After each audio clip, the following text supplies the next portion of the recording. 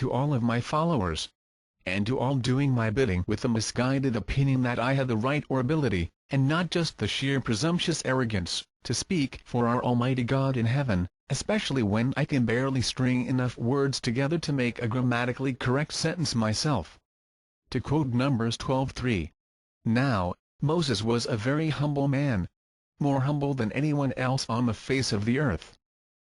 Friends, family, and members of the Westboro Baptist Church, I have been far from humble and I have committed the sin of pride. Included in the sins of pride, which God treats especially severely, are the sins of criticizing and judging.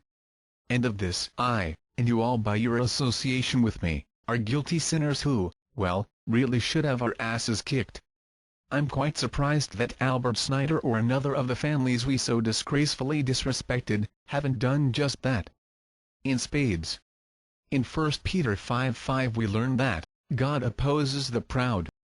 In Matthew 7 he writes, even if a person believes in Jesus, if at the same time, he persists in judging others, God is not for him. So this tells us that God has to be against him. But it would be terrible to have God as our opponent, to be under his wrath, which will have its full effect in the other world. That is why Jesus warns us so sharply, "Judge not, that you be not judged, for with the judgment you pronounce you will be judged.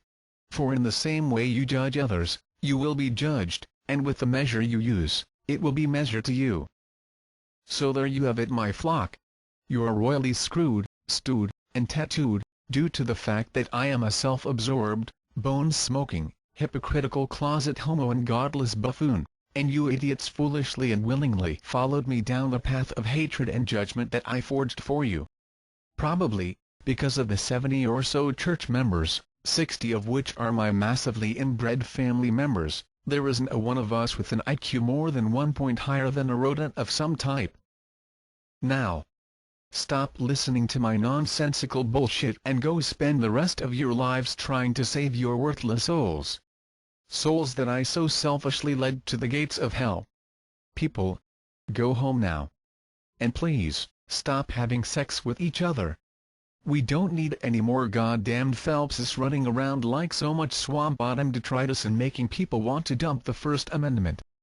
I'm from Mississippi and they are already ashamed of me. No small feat that. Hopefully since I am so freaking old, I'll just roll sevens before someone grabs me and waterboards me until I drown. What happened to my stupid redneck southern accent? And why in the hell am I wearing this douchey hat? Man, I am such an asshole.